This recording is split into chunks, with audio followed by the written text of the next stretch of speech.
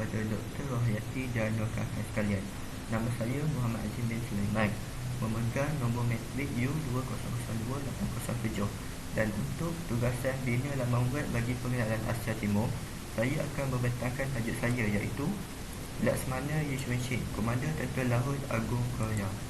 Okey, mari kita lihat. Untuk topik ini saya akan menerangkan tentang pengenalan terlebih dahulu, dan kemudian saya akan menerangkan tentang kapal penyu, kapal panakson, senjata api, perang enjin, pertempuran Pyongyang dan pertempuran Noryang. Okey, mari pergi ke pengenalan. Bagi penggemar permainan digital Mobile Legends, pastinya mereka sudah asing dengan nama Yusof, di mana hero itu digambarkan sebagai perkasa dan hebat. Dan Yusof juga terkenal dengan kapal ikoniknya iaitu kapal penyu. Namun tahukah kita bahawa hero tersebut merupakan figura sebenar yang wujud dan sememangnya disayangi rakyat Korea.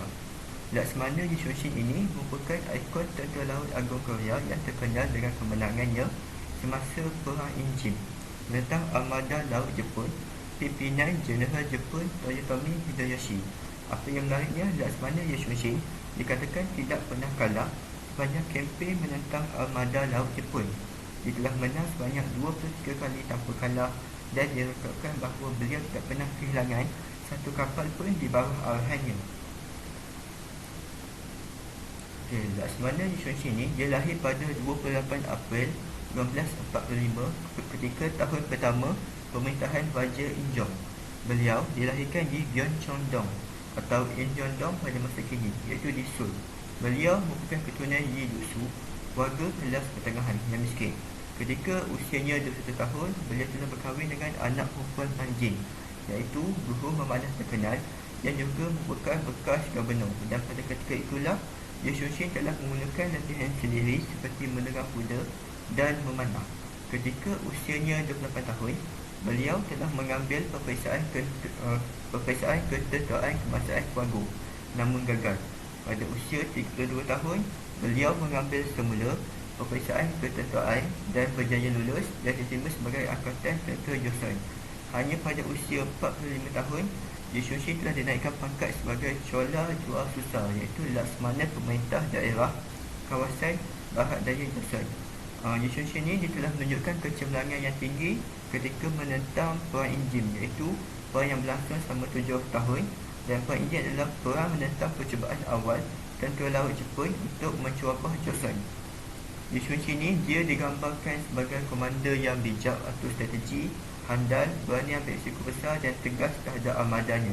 Sebagai contoh, beliau pernah pancung salah seorang kepala angkatan tenteranya yang ketika itu tertangkap cuba untuk melarikan diri. Yusof ini dia meninggal dalam pertempuran Noryang, iaitu salah satu pertempuran dalam tempoh perang enjin. Dia meninggal disebabkan ditembak di bahagian dada. Namun dalam pertempuran tersebut, kemenangan telah berpihak kepada armada Yusof kerana pertempuran itu diteruskan dan dipimpin oleh anak saudaranya Yi Wan atas amanat terakhir Yusof sekaligus tamatkan perang enjin yang berlangsung selama 7 tahun. Okey, setelah kematian Yusof, beliau telah dianugerahkan pangkat Chung Wugong. Patung figura telah dibina di tengah-tengah kawasan Sejongno di Seoul dan juga berhadapan dengan Busan Tower di Busan. Laksamana Jepun Togo Heihachiho yang memimpin kemenangan pasukan Jepun dalam perang Rusia Jepun ini ditolak untuk disamakan dengan Yusof kerana baginya Yusof seakan-akan dewa perang, bertempur tanpa sokongan penuh pemerintah namun berjaya memperolehi kemenangan mutlak. Okey, mari kita lihat kepada kapal penyu pula. Okey, kapal penyu ni adalah salah satu daripada senjata atau ikonik untuk dikaitkan dengan Yusof. Kapal penyu dikenali juga dengan nama kapal Gyeobukseon. Okey, kapal penyu atau dikenali juga nama Gyeobukseon ni merupakan kapal perang jenis panakson. Versi awal kapal ini dikenali sebagai Gwiseon atau Spearship yang bertujuan sebagai perempuan dan dihasilkan dan ditugaskan sekitar tahun 1413 hingga 1415. Tapi disebabkan kemakmuran panjang ketika itu yang dinikmati oleh kerajaan Joseon ini nama lama bagi Korea, kapal ini telah ditamatkan perkhidmatan. Dan apabila Ye Xuanxing ni bila Parlimen Ye Xuanxing ni dia dinaikkan pangkat sebagai Chola Josusa, iaitu pemerintah daerah kawasan barat daya Laut Joseon, perkara pertama yang dilakukan ialah reformasi tertua laut. Ye Xuanxing ni diarahkan Nadeyong, iaitu pegawai angkatan lautnya, untuk reka bentuk semula dan bangunkan semula kapal ini. Kapal ini dibangunkan ikut bentuk asal, iaitu reka bentuk Grisuan dengan penambahan ciri baru. Ye Xuanxing bangunkan kapal ini kerana ia berpendapat perlunya bersedia lebih awal kerana ancaman pihak Jepun sangat sukar diduga. Kapal Gyobusan atau kapal penyu yang direka oleh Ye Xuanxing ini diperbuat dari logam dan juga kayu pokok red pine. Kapal ini diberi nama kapal penyu kerana dia menyerupai seakan-akan penyu yang terapung.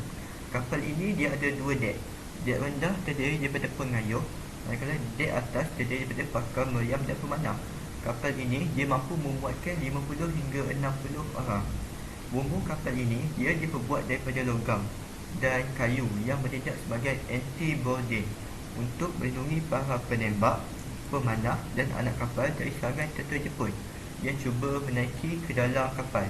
Dan dekat kapal ni, dekat bahagian bumbung ada logam seperti kanduk yang tajam, bertujuan untuk cederakan tentera Jepun yang cuba melompat di atas kapal penyu. Cakram penyu yang besar dan kuat pula bertujuan untuk lindungi tentera laut dan pendayung daripada horofobia, iaitu bom tangan tentera Jepun dan serangan panahan berapi tentera Jepun. Kapal besi baru ini, iaitu Gyobusan ini, dipasang dengan 5 jenis meriam Korea, iaitu Chonja, Hyonja, Wonja dan Sunja. Kapal ini diturut dilengkapi dengan mortar Cina, besi Korea dan para pasukannya dia bawa musket yang diberi nama John Chol Chontong. Selain itu, terdapat kepala naga yang diletakkan di hadapan kapal, bertujuan sebagai tindakan psikologi bagi melemahkan armada Jepun. Hal ini kerana naga merupakan salah satu haiwan mitologi yang terkenal di Jepun dan Korea. Oleh itu, tindakan letakkan kepala naga ini dia mampu mencetuskan rasa gerun terhadap pihak lawan. Dalam mulut naga itu sendiri ada senjata yang mampu menghasilkan api, iaitu Hyonja Chontong. Muncung kapal ini juga dia mampu sembuhkan asap sulfur. Kapal ini dia dibina bergerak laju, bertujuan nak lumpuh kapal musuh. Antara strategi yang digunakan oleh kapal ini ialah ia akan menyembuh asap sulfur dari muncul naga sehingga kaburkan penglihatan tentera musuh. Kemudian sembunyikan diri dan lancarkan serangan secara mengejut. Kapal naga tersebut dibina dengan kukuh, bertujuan sebagai pelumpuh dan akan keluarkan api untuk membakar kapal musuh. Apa yang menarik dalam kapal ini ialah pasukan Ye Xuanxing dapat melihat musuh dari dalam kapal sendiri, sedangkan armada Jepun tak dapat melihat dan keliru mengenai arah serangan dari kapal ini. Hal ini disebabkan oleh fizikal kapal ini yang bersifat pelindung dan bukannya terdedah. Hampir semua permukaan kapal ini ditutupi. Dan biarpun kapal ini diguruni dan mampu tewaskan pihak lawan, namun kapal ini hanya berkelebihan di kawasan perairan sempit saja. Rekaan kapal ini yang berbentuk kotak direka untuk serangan di kawasan sempit seperti di kawasan perairan selat.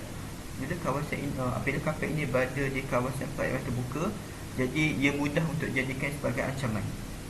Dan sebelum perang enjin meletus lagi, Ye Xuanxing ini telah membina 3 buah kapal Gyobusan. Kapal ini kali pertama digunakan ketika pertempuran Sachenpo dan seterusnya menjadi antara kapal utama digunakan sepanjang perang enjin berlangsung. Kapal ini ada sasaran utama dalam pertempuran, iaitu musnahkan kapal Ade Kebune, iaitu kapal induk dipimpin Komandan Jepun. Kita akan bergerak ke kapal Panokson.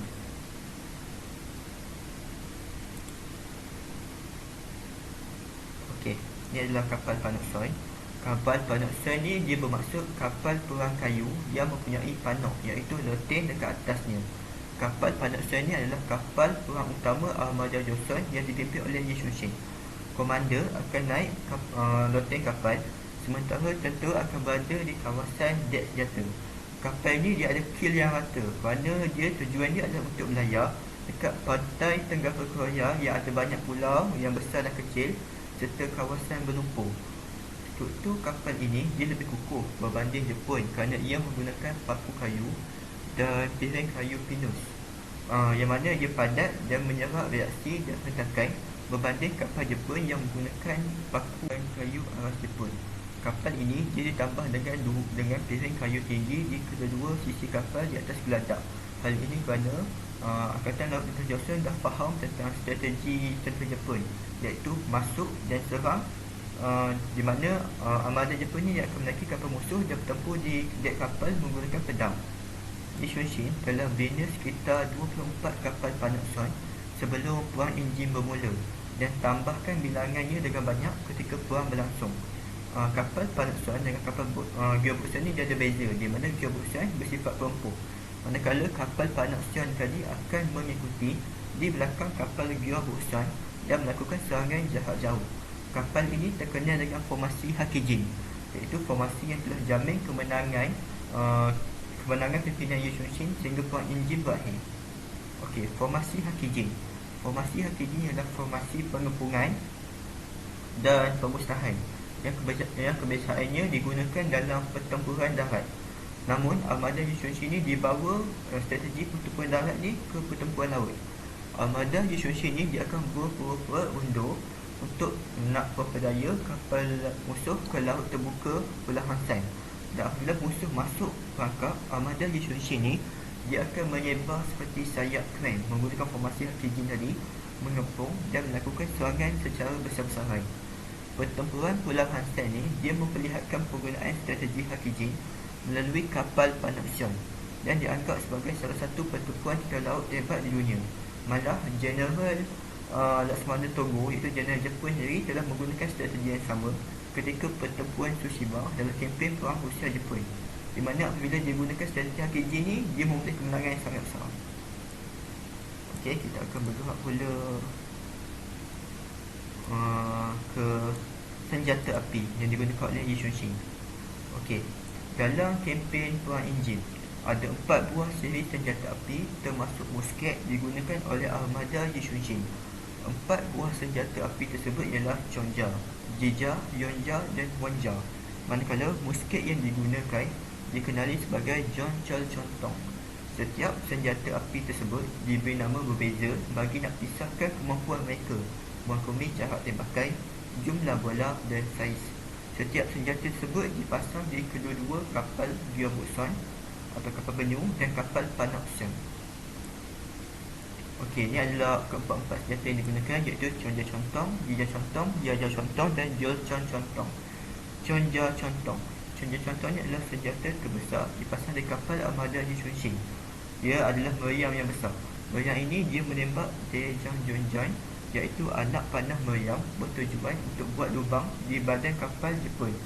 Chongja Chontong ni dia membawa maksud langit dalam bahasa Korea itu sendiri. Dan kapal ini, senjata ini dijadikan sebagai senjata utama yang dipasang di kedua kapal penyu dan kapal panak Suan. Senjata kedua adalah Jija Chontong, iaitu senjata kedua terbesar. Jija Chontong ni membawa maksud bumi dalam bahasa Korea dan ia berfungsi untuk menembak Janggunjeon dan 200 jorang wan. Senjata ketiga pula yang terbesar adalah Yonja Chontong. Yonja Chontong bermaksud hitam dalam bahasa Korea. Senjata ini dia berfungsi nak lepaskan tembakan Cha Daejeon dan 100 jorang wan. Dan senjata yang keempat adalah Jonchal Chontong, iaitu sejenis musket. Musket yang digunakan oleh armada Li Xuanxin ini, ia dicipta oleh pegawai di bawah Laksamana Li Xuanxin itu sendiri, iaitu John Sajun. John Sajun telah bandingkan meslot versi Joseon, iaitu Sun Jachong, dengan meslot Jepun sebelum cipta musket tersebut. Apa yang menarik mengenai musket ini ialah ia diperbuat daripada besi halus.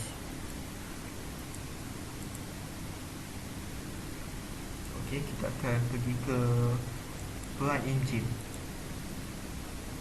Okey, perang enjin seperti apa yang saya katakan tadi, ia adalah perang di antara Joseon, lama bagi Korea, menentang Jepun. Perang ini berlangsung sekitar 7 tahun.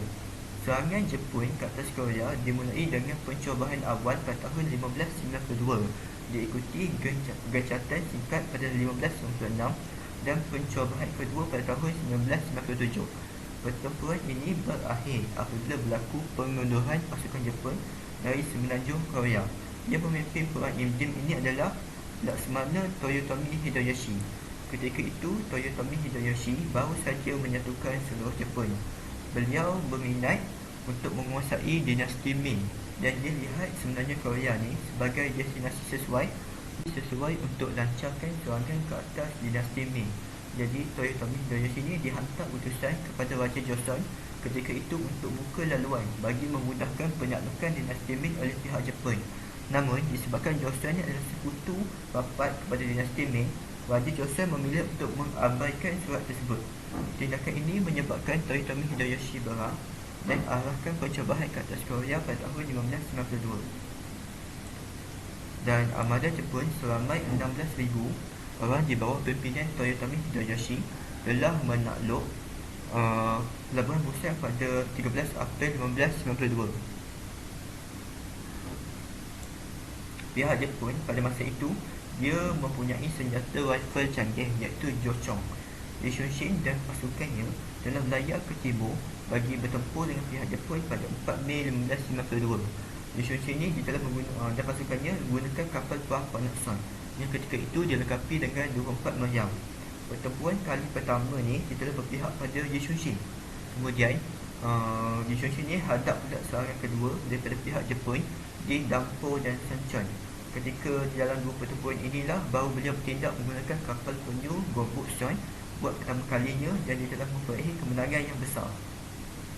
Lee Shun-shin dan armadanya sekali lagi bertempur untuk kali ketiga di Laut Hansan pada Julai 1592. Ketika ini dia telah menggunakan teknik Hakijin dan angkatannya berjaya musnahkan 59 buah kapal Jepun dan membunuh lebih 9,000 orang tenteranya dan berjaya memperolehi kemenangan kali ketiga. Namun dalam pertempuran ini pihak Lee Shun-shin turut kehilangan 19 nyawa. Kemenangan ini membuatkan Lee Shun-shin dapat kawalan penuh ke atas Laut Selatan dan halang cita-cita Jepun untuk buka laluan di Laut Timur Bampian Hansung. Kemenangan ini juga turut menyebabkan beliau dinaikkan pangkat sebagai Tong Jesa, iaitu Komander Tertinggi Angkatan Laut untuk 3 wilayah. Okey, kita akan bergerak pula pada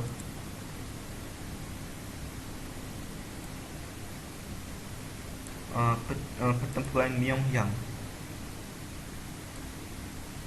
Okey, pertempuran Myeongyang ni adalah salah satu daripada siri pertempuran di bawah Perang Imjin. Pertempuran Myeongyang ni dianggap menarik kerana ia terkenal dan sinonim dengan 12 versus 133. Apa itu 12 versus 133? Okey, saya akan ceritakannya. Ketika ini Lee Shun-shin dia telah bertindak. Dia tolak arahan perintah Raja Sonjo untuk bergerak ke kawasan yang dikatakan tempat jeneral terkenal Jepun Kato Kiyomoto berada. Ketika itu Raja Sonjo ni dia terpedaya dengan helah ejen dua muka pihak Jepun iaitu Yoshihara. Yoshihara ni dihantar oleh pihak Jepun untuk sebagai penyintik untuk Joseon itu sendiri. Dan Yoshihara ni dia berjaya yakinkan Raja Sonjo bahawa dia akan jadi perisik bagi pihak Jepun pula. Yoshihara ni telah beritahu mengenai keberadaan Jeneral Kato Kiyomasa dan perancangannya untuk menyerang perairan selatan. Namun Lee Shun-shin tahu bahawa itu hanyalah helah dan dia telah tolak arahan raja. Tindakan dia tolak arahan raja itu telah membuatkan baginda murka dan arahkan Lee Shun-shin untuk ditangkap dan bakal menjalani hukuman mati. Namun Raja Sonjo telah menggugurkan perintah hukuman mati dan arahkan Lee Shun-shin dihukum sekali lagi ke Baekui Jongkun. Baekui Jongkun berkhidmat sebagai tentera tanpa pangkat dan menyertai ketua komander tertinggi. Pada ketika itu Raja telah bertindak menghantar Won Kyun iaitu pengganti Lee Shun-shin untuk bertolak ke Busan bagi menyerang Jeneral Kato Kiyomasa yang dikatakan berada di situ. Namun malangnya angkatan tentera pimpinan Won Kyun ni tak sedarkan akan kehadiran tentera Jepun yang sebenarnya telah lama bersembunyi di situ dan hanya menanti kehadiran mereka. Won Kyun dan pasukannya telah tewas besar dalam pertempuran tersebut. Kekalahan ini telah menyebabkan Raja Sonjo kembali lantik Lee Shun-shin sebagai komander. Ketika itu, Lee Shun-shin hanya memberitahu Raja bahawa beliau masih mempunyai 12 buah kapal di bawah perintahnya dan Lee Shun-shin yang dilantik semula sebagai komander. Dia bentuk kembali pasukan baru dan arahkan agar 12 buah kapal Pak-Nokson dikumpulkan semula. Dengan hanya 12 buah kapal Pak-Nokson, Ye Xuanxin ni dia bergerak ke lokasi pertempuran Pyongyang. Selat Pyongyang itu disebut sebagai Uldomok, yang bermaksud selat tempat batu menangis. Hal ini kerana arus pasang surut di daerah itu terlalu kuat sehingga batu terdengar bergelombang di dasar laut. Kemudian Ye Xuanxin ni dia telah arahkan pasukannya untuk menyekat satu-satunya jalan keluar yang ada dengan rantai. Dan pada 16 September, iaitu hari pertempuran, dengan hanya 12 buah kapal Pak-Nokson, Ye Xuanxin dan angkatannya bertemu dengan 133 buah kapal perang musuh. Beliau mengarahkan perintah mundur sebagai muslihat untuk memikat kapal perang musuh. Beliau mengarahkan perintah mundur ni untuk memikat kapal Jepun ke selat Pyongyang. Apabila armada Jepun terpedaya dan memasuki selat itu, maka Ye Xuanxin arahkan untuk angkat rantai yang telah dipasang. Jadi dia telah menutup jalan keluar. Armada Jepun yang terbakar itu telah diserang bertubi-tubi oleh 12 buah kapal Korea tadi yang telah berpusing kembali dan bergerak ke arah kapal mereka. Beliau dan pasukannya berjaya menupaskan lebih 30 buah kapal musuh dan 4,000 orang tentera musuh telah terkorban. Apa yang menarik dalam pertempuran ini ialah Ye Xuanxin tak kehilangan satu pun kapal bawah arahannya, dan kemenangan ini telah menghalang penguasaan selat Pyongyang dan jatuh ke tangan Jepun.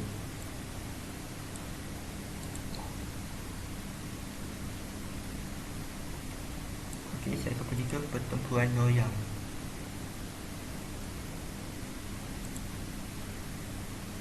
Okey, pertempuran Noryang. Pertempuran Noryang ni adalah salah satu pertempuran terakhir bagi Ye Xuanxin itu sendiri dan pertempuran yang menamatkan Perang Im Jim. Okey, pertempuran Noryang, pertempuran terakhir Ye Xuanxin. Pertempuran Noryang ni dia merupakan satu episod yang sedih kerana mereka kehilangan laksamana yang mereka sanjungi, iaitu Ye Xuanxin. Pertempuran Noryang dia bermula pada 16 Disember 1598, di mana ketika itu Ye Xuanxin ni dia telah bergabung dengan sekutunya laksamana Chen Li daripada kerajaan Ming untuk menyerang Jepun yang dalam perjalanan ke bandar Sochon. Pihak Jepun ketika itu dalam perjalanan ke bandar Sochon bertujuan untuk bergabung dengan pegawai mereka, iaitu Konishi Yukinaga yang telah bina kubu di Sochon. Disebabkan pasukan Konishi Yukinaga ni dia berada jauh dengan pasukan lain, maka dia perlu bertemu semula dengan pasukan lain untuk kembali ke Jepun. Sebab pada waktu itu di Jepun, Toyotomi Hideyoshi ni telah meninggal dunia, iaitu yang memimpin Perang Im Jim ni lah. Pada malam itu, dengan kekuatan 400 buah kapal perang Ming dan 80 buah kapal perang Joseon, beliau telah melakukan serangan ke atas angkatan Jepun yang mempunyai lebih 500 buah kapal perang. Pertempuran ini berlaku dengan sangat sengit, dan lepas hapuskan lebih 200 orang tentera musuh, Ye Xuanxin ini telah terkena peluru tunggal yang ditembak di bahagian dadanya. Dan apabila Ye Xuanxin ini rebah, sebelum beliau meninggal dunia, beliau telah memanggil anaknya dan anak saudaranya. Anaknya adalah Ye Hu dan anak saudaranya adalah Ye Wan untuk teruskan perang dan tidak mendedahkan kematian Ye Xuanxin itu sendiri. Anak saudara Ye Wan ni dia telah bertindak memakai baju besi kepunyaan Ye Xuanxin dan teruskan perangan. Pertempuran ini telah memihak kepada pasukan Ye Xuanxin dan tamatkan Perang Im Jim yang berlangsung selama 7 tahun dengan pihak Jepun. Dan mayat Ye Xuanxin ini telah dibawa pulang ke kampung halamannya di Asan. Mayatnya disembunyikan di sebelah kubur ayahnya, iaitu Ye Jong. Dan ketika itu, kuil-kuil di seluruh Joseon melakukan upacara hormat bagi mengganti Ye Xuanxin. Okey, sekian pembentangan daripada saya. Saya telah menggunakan rujukan kesemuanya daripada laman web, iaitu http://prkkorea.com. Saya juga menggunakan sumber rujukan daripada The Patriot Asia. Saya juga menggunakan sumber rujukan daripada Britannica, dan saya juga menggunakan sumber rujukan daripada Antique Alive. Sekian, terima kasih.